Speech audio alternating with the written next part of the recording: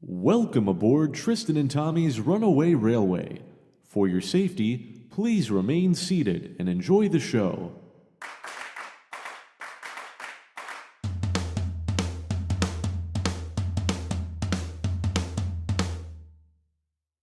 Welcome to Please Remain Seated, a theme park podcast hosted by two theme park enthusiasts that work for the industry in Orlando, Florida. Today we got some Disney updates regarding Bob Iger as well as Epcot's 100th details. Got some Universal updates both here in Orlando as well as on the West Coast. We also got some news at other parks, and I also have a review of Illumination's VeilonCon Minion Blast, and Tristan has some theme park TRISTory for us. Tristan, how are you doing on this mighty fine day? I am well, my boy. I'm well. I'm in a new house. That's why we had another big delay between episodes because I moved for the sixth time in 5 years, and Wow. so I'm in a new place now. I got this sweet podcast setup going on here. I got this new light too that's illuminating my face holes that my new roommate gave me, so I don't have to use this stupid lamp anymore that was truly blinding. But anyway, I'm doing good. I'm ready to hop on into all of this. Because we Sweet. got some news. Oh, we got some news. Let's start off with Disney. So Bob Iger has extended his contract by another 2 years. It was set to expire next year, but Daddy Iger is staying around for 2 more years. Um, Tristan, what are your thoughts on this? I can't help but think that his wife was finally like, okay, I'm gonna have my husband back. And then he went back to the company. And then she's like, okay, I can wait a couple more years. And then he extended his contract again. So I feel bad for his wife. But something tells me she has a large amount of cash at her disposal at any given time. So maybe she's not too upset. Yeah, she's chilling. In a way, I'm not that surprised because I feel like, being the CEO of a whole company, I feel like 2 years might not be that much. I mean, I know that he gave up the reins for, 2 years and then came back. Um, and I imagine maybe redirecting the company and finding a successor might take more than 2 years. So adding an additional two, I'm not super like pressed about, but I feel like if he were to extend it after that, it's like, okay, when are you going? Yeah, Like, yeah. please leave. I gotta and be honest, I'm a fan. Respectfully. I'm a fan of Bob Iger. I actually Yeah. don't really have much against him, other than something we're about to get into a little bit Yeah. here, causing some beef. But uh, I think like at the age he's getting to, because I want to say he's in his 60s, 2 years means a little bit more in your 60s than it does when you're younger, Yeah. because you're getting closer and closer to the end. And I don't think he wants to be the CEO of Disney until the last day of his life. So, um, Yeah. but anyway, what he has said recently with all the current writer's strike things going on is I believe he made some comments that go against the general public's opinion. What do you think, Tommy? Pretty much. Yeah. I believe I don't have the exact quotes, but he said that the demands of the writers aren't realistic and he's quite disturbed by their comments. And this is coming from a guy that makes about 27 million or yeah, 27 million a year. And these are people that are just trying to make a living wage. And, he runs a company that profits in the billions every quarter. So hearing that, and then also it's not just what he said. There is also supposedly CEOs of other big industries that have said, let's let them lose their homes before going back to the negotiation table. That way we can give them a bad deal. So Iger kind of expressing against the writers so publicly like that was very miscalculated, which I feel like is unlike him. I feel like he's usually a bit smarter than that. So like I'm just a little bit surprised from that. Yeah, I'm the same way. He usually, as with most Yeah. public figures like that, have to watch their tongue a little bit when they're talking about things like that. And he definitely kind of just went off a little bit. So, Yeah. Oh yeah, and he was at like a billionaires camp that everyone flew their private jets to as well when he made those comments. oh, Um, it's insane. so yeah, I never had too many strong feelings against Iger, but that was yeah, Mm, come on, my guy. Do a little better. mm. But But staying in the Disney realm of things, hop on over to Epcot. Epcot just released some details for their 100th celebration. What do you got, uh Tommy? Yeah, so Epcot, so the 100th anniversary of Disney Celebration will officially kick off in late September this year at Epcot. Spaceship Earth is going to have a new lighting package. Of course, we're going to see Mickey and Minnie and other characters, I believe, meet in their 100th Platinum costumes. You got some popcorn buckets. I'm just kind of scrolling through details right now. And hopefully by all that point, Disney Epcot will finally open everything they've been working on for the past like 5 years. A walk-through attraction and some pathways with greenery. Honestly, that Journey of Moana thing, it sounds like the garden section of Lowe's. Like, why did it take so long to? This better be the best freaking walkthrough. Like, I better not walk through anything better in my life. Yeah, yeah, better be the best walk you ever have. But no, I mean, if it's anything like anything that Disney's done lately, they'll announce so many things for it. They'll cut about half of them, and then we'll get some watered down versions of what they did announce originally when the time comes. Um, so, I like bet you that walk. said, it's well, okay, Mickey Minnie get a new costume and there's some popcorn buckets. I'm sure there'll be pins and magic bands. It's the same as any other event that Disney Yeah, ever does. yeah, yeah. And Epcot's supposed to be getting a new fireworks show as well. We don't have any dates or details on that Oh, yet, we really. haven't heard that at all over the last several years. Yeah, right. Epcot getting a new show. Oh my God. Just constantly getting new fireworks. Epcot forever, harmonious. Epcot forever, whatever this thing is. Uh, Well, you actually announced what it was at the top of the show. It's Illuminations is coming back, but it's Minions themed now. yeah, yep, yeah. That's what I was talking about. But I guess that's a good segue into the Universal portion of our news segment here. What's going on over there? So earlier this year, I believe it was, the Kid Zone section of Universal Orlando closed down and has been going on undergoing ongoing construction, and they officially announced this week that it's going to be rethemed to Dreamworks. So I think a lot of us kind of expected that, the Kid Zone was very, very outdated. But now they're getting a more updated theme. It's going to include characters from Shrek, Kung Fu Panda, Trolls, probably other DreamWorks properties as well. I think it's a, very fine update. I don't think they're getting rid of the Woody Woodpecker coaster. I think it's just going to be re-themed to Trolls or something like that. E.T. and the SpongeBob store are still sticking around. So that's good. I love the E.T. ride. It's honestly one of my favorites in Florida and at the Universal Resort. Um, and Shrek, that I feel like has been moved around so many times within the last few years, will finally just have a permanent home. Um, I don't believe they announced any new rides for the area. I think they're just updating the entertainment over there for now. Maybe at some point they can expand and add another dark ride or something back there, but for now it's just updated family entertainment. Tristan, do you have any thoughts on the new DreamWorks Kids Zone? I think they're missing out on a merchandise opportunity by not selling the candles that Shrek pulls out of when he pulls his earwax out of his ear and then lights a candle with it. Oh my God, yeah, how have That's they not done that? that's the extent of my concern over there. But I mean, maybe it will be included in the new Kids Zone. Who knows? that's what or an experience. Like you know how Yeah, you can pay $200 to make a lightsaber at Hollywood Studios. You should be able to yeah, pay like I don't know $5 to make an earwax candle in Shrekland. perfect. There you go. We should be Imagineers for Universal and Disney, really. Another very exciting thing here at Universal Orlando. I think I predicted it on the last show, but that we finally got another HHN announcement. Stranger Things 4 Escape Vecna's Curse. I'm so excited for this house. The fact that we're getting The Last of Us and Stranger Things this year, it's going to be it doesn't even matter what other houses they announce. This year is going to be so busy. It's going to be so crowded. Stranger Things is going to be at least 90 minutes wait all the time. Um, and I can't wait. I will be waiting for it every single night, and my girlfriend is going to hate me for it. But I will do that. Very, very excited for that. Um, Tristan, I don't think you watch Stranger Things or even do HHN, right?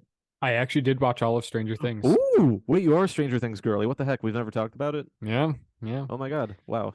I can tell you right now that, the first time I saw Vecna, I was like, that just looks like the mummy that shoots out of the sarcophagus in the Mummy roller coaster. You know what I'm talking about? Yeah, I do. That thing looks like Vecna. But I don't know. That's all I got. But it's exciting. I don't know if I'll go, but it sounds exciting. Yeah.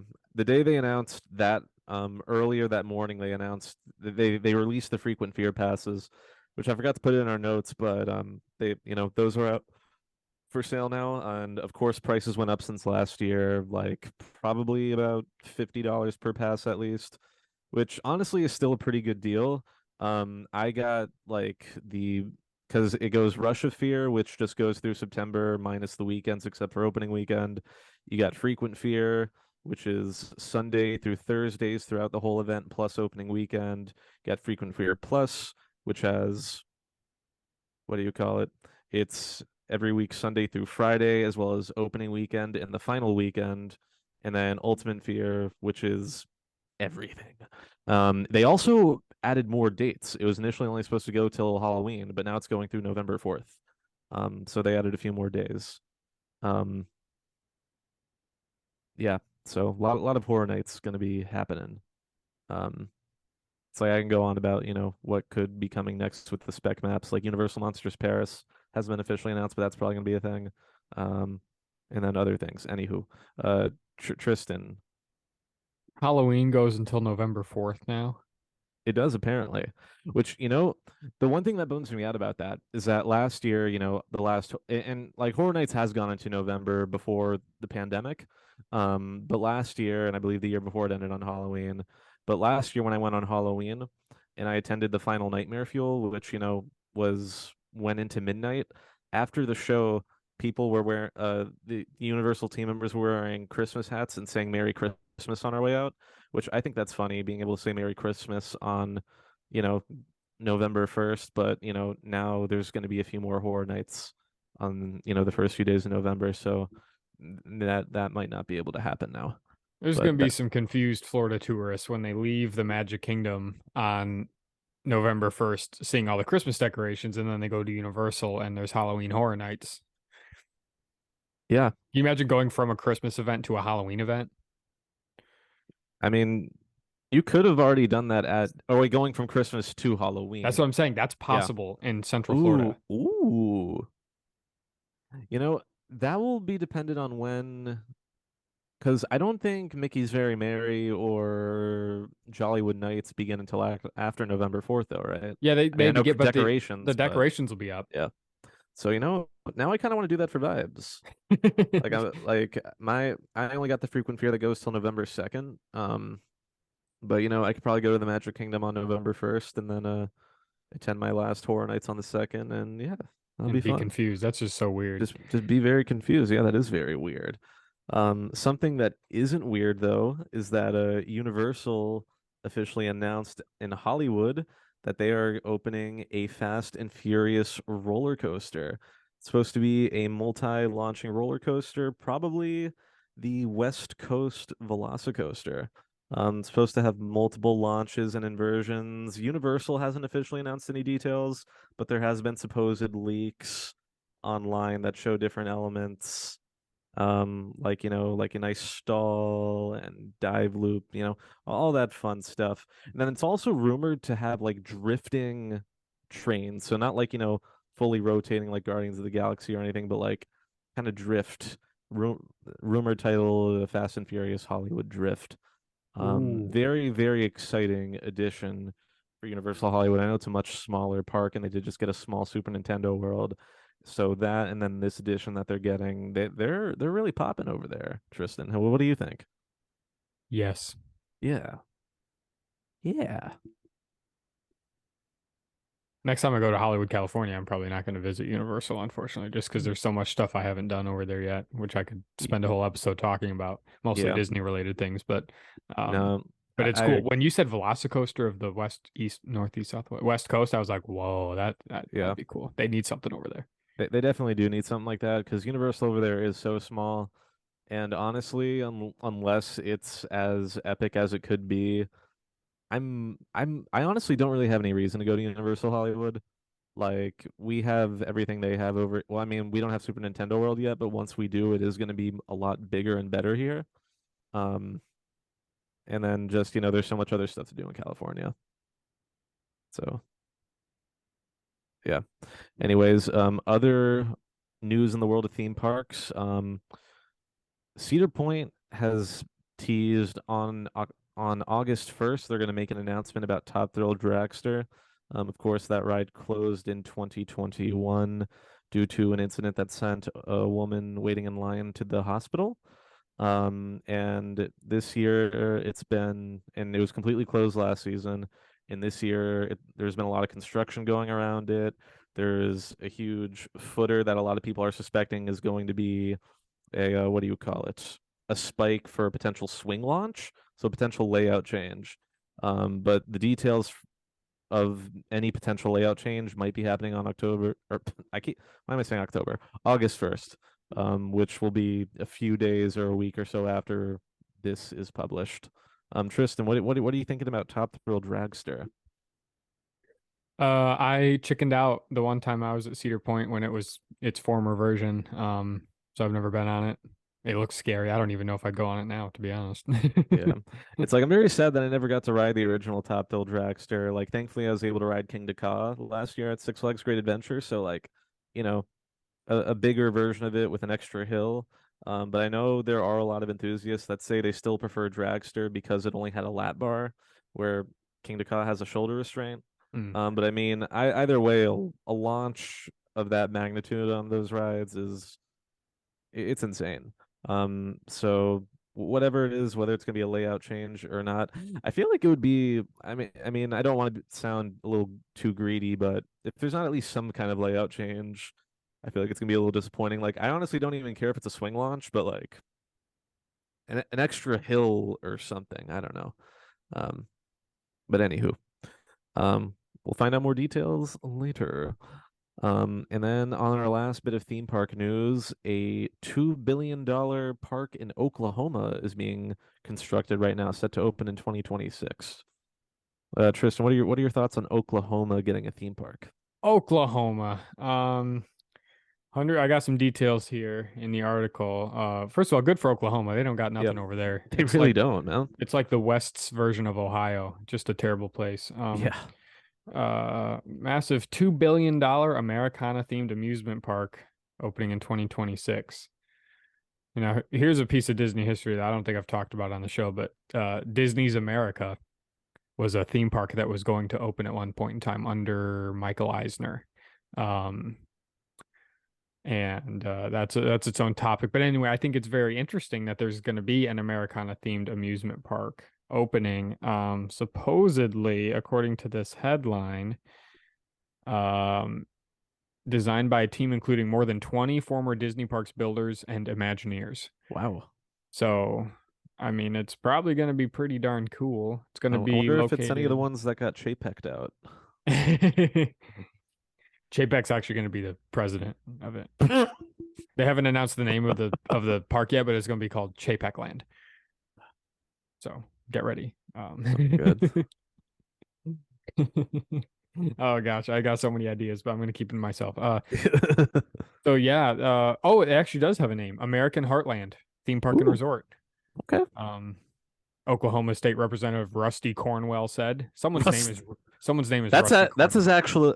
actual name. That's a real name. Rusty Cornwell from Oklahoma. Yeah. That's not real. I don't believe. Yeah, but it's gonna be right off Route 66 in Oklahoma, which will make it easy to get to. So right there on a big interstate. And looking at the concept art, it looks very much like a Disney theme park. It's gonna have a train station right there at the entrance that you're gonna walk under. Nice. A little main street, and then there's some bodies of water, some fountains. I see some roller coasters. It looks like maybe a go-kart track, some sort of water ride, river rapid, some Okay. shows. There's something here that looks a lot like Catastrophe Canyon at first glance. Okay. It's kind of interesting. And it does look very Americana. I see like red barns and And then plus things. $2 billion. You can do a lot with that budget. You That, can do a whole heck of a that's lot. like what, twice the budget as Galaxy's Edge, and then like, you know, you can do a lot. Yeah. So, So especially in that's Oklahoma. exciting. Good for Yeah, Oklahoma. good for them. Very excited. And that concludes our news for today. And now it is going to be my review of Illumination's VillainCon Minion Blast. And now keep in mind that as of recording this and when I wrote it, the ride is not officially open yet. It is currently in the technical rehearsal stage.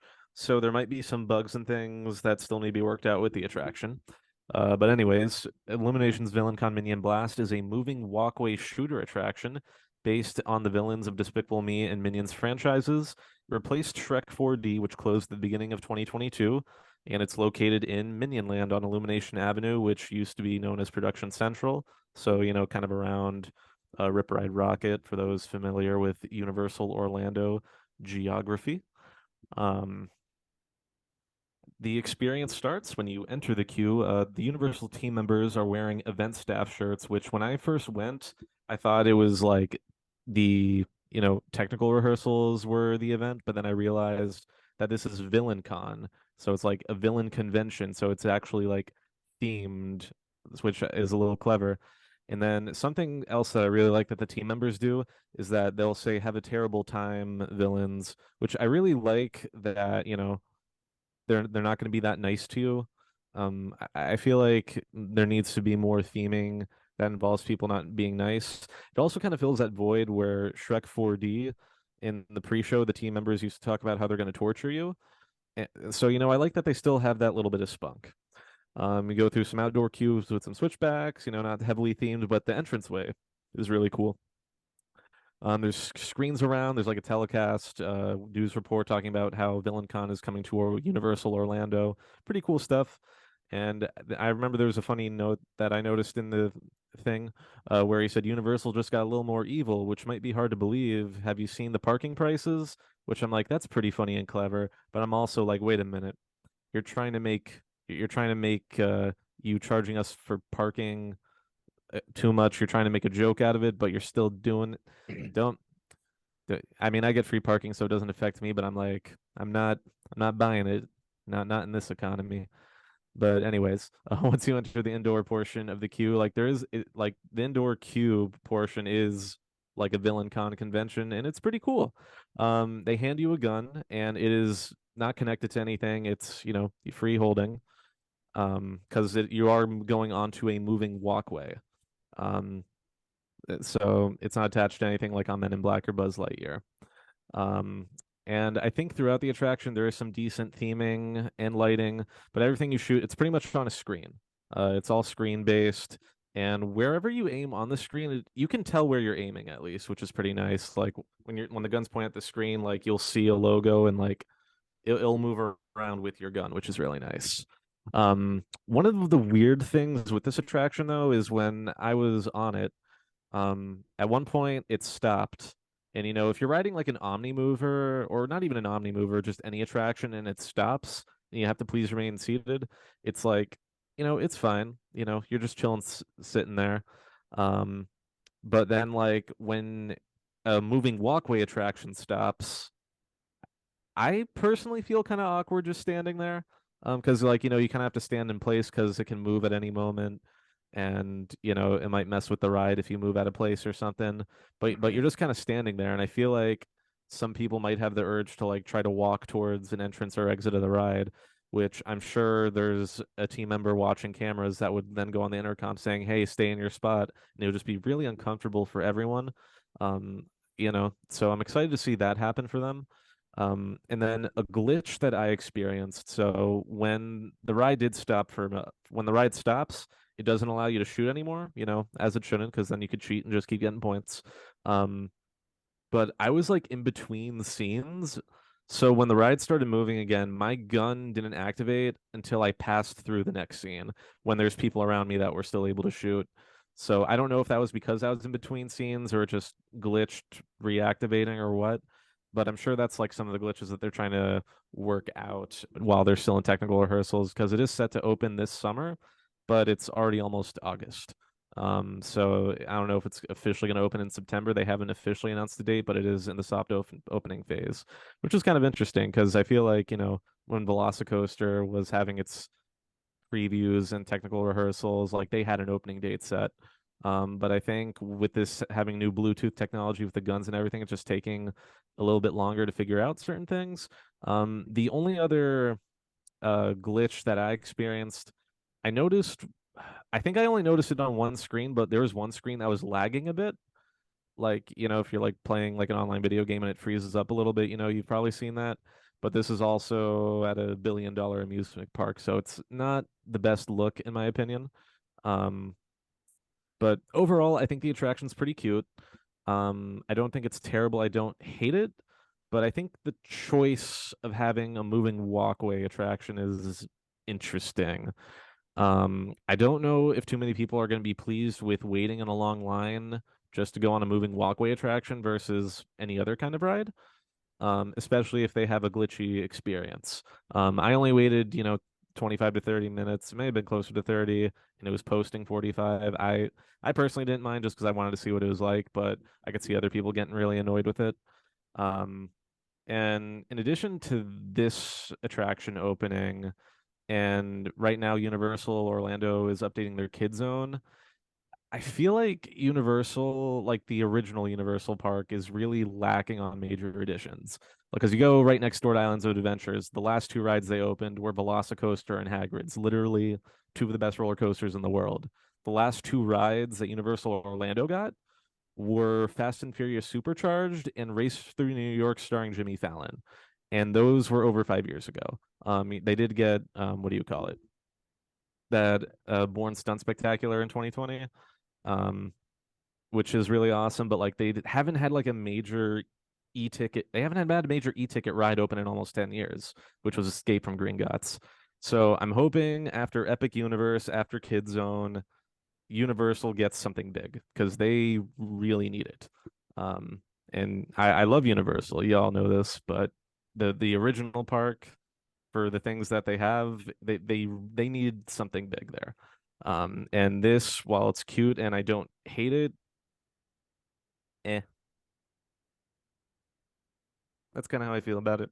I would do it if I didn't have to wait too long, but I'm not like going out of my way to go on it. All right. You That's heard my it review. here. Yeah, Universal Orlando needs the next big thing, so keep your ears open for the Shrek Earwax experience. correct. Hopping out of that and into the next thing here. First of all, thank you, Tommy. I always appreciate your ride reviews because it gives me a minute to just sit and think about whatever I want. That's not what you're talking about. Yeah, of course. Anything for you, my guy. We're gonna hop into our theme park Tristory now. Got a little brief one here. Now I get to think and not listen. Yeah, exactly. Now it's your turn. So we know that this year is the 100 years of the Walt Disney Company. So I figured I'd actually hop a little bit back in time, even before the Walt Disney Company, as we kind of know it was formed in 1923, and go back to the Laugh-O-Gram Studios, which was Walt's first studio that he had prior to ever even putting his name on the company. So Laugh-O-Gram Studios was named after a series of cartoons Walt was hired to create in 1921. The Laugh-O-Gram Studios operated in the McConaughey building of Kansas City, Missouri from May of 1922 to around August of 1923. I found different dates for when the studio was actually open from different sources. But the website that I'm going to talk about in a minute says that those are the correct dates. In addition to Walt, the staff of the studios included Ub Iwerks, Hugh Harman, Rudolph Ising, Fritz Frayling, and Carmen Maxwell. Ub Iwerks was the original animator for Mickey Mouse. Hugh Harman continued to work for the Disney Brothers studio in California and eventually became an original animator for Warner Brothers, Looney Tunes, and MGM. Rudolph Ising worked closely with Hugh Harman and also worked at the California studio before leaving for Warner Brothers, where he produced the first cartoon that featured the characters of Tom and Jerry. Fritz Frayling was hired with Ub Iwerks, Hugh Harman, and Carmen Maxwell from the Kansas City film ad, and also left for Warner Brothers. And then Carmen Maxwell worked on Oswald the Lucky Rabbit for Disney, but ultimately left to help create Looney Tunes as well. So, as you'll find out if you ever watch the movie Walt Before Mickey, or just study up about this original studio, all those people that Walt worked with eventually left to work for the competition. After that, Walt created the Alice comedies at the Kansas City studio, which featured a live-action actress interacting with animated characters and surroundings, inspired by the Out of the Inkwell series created by Max and Dave Fleischer, which was the opposite. It featured an animated character interacting with live-action surroundings. Walt filed Laugh-O-Gram for bankruptcy in late summer of 1923 and moved to the Disney Brothers studio in California in the Silver Lake district of Los Angeles. Walt continued to create the successful Alice comedies at this location. In January of 1926, construction began on a new studio on Hyperion Avenue where the Silly Symphonies and Snow White and the Seven Dwarfs were produced. The profits from Snow White led to the construction of and move to a much larger studio property in Burbank in early 1940, where the current Walt Disney Studios and Company headquarters sits today. In 1996, the year I was born, the Laugh-O-Gram Studios property was bought by a nonprofit company called Thank You Walt Disney Incorporated, and they began a long restoration project that would restore the studio suites to what they looked like in Walt's time there, in addition to several classrooms, different types of offices, a store, a soda and coffee shop, an art gallery, an outdoor theater, and a museum of animation. Work is still being done on the building today, so it's not done, it's not open, even though it's been worked on for quite a while now, nearly 30 years. The work was set back when someone drove their car into the building in July of 2021. More information on the restoration can be found on the company's website, thankyouwaltdisney.org. The biopic Walt Before Mickey also covers some of the history that took place at the studio, including Walt being inspired by a mouse that lived in the studio and became very friendly with Walt. So there's a little bit of history right there on the Laugh-O-Gram Studios, Walt's very first studio. In addition to a brief history of all the other studios that he had in California prior to the one that they still have today, that was built in 1940. So there you go, Laugh-O-Gram Studios, created over 100 years ago. Crazy to think about. Wow. Thank you, Walter Disney. Well, I think that's it for this episode of Please Remain Seated then. Yeah? Yeah?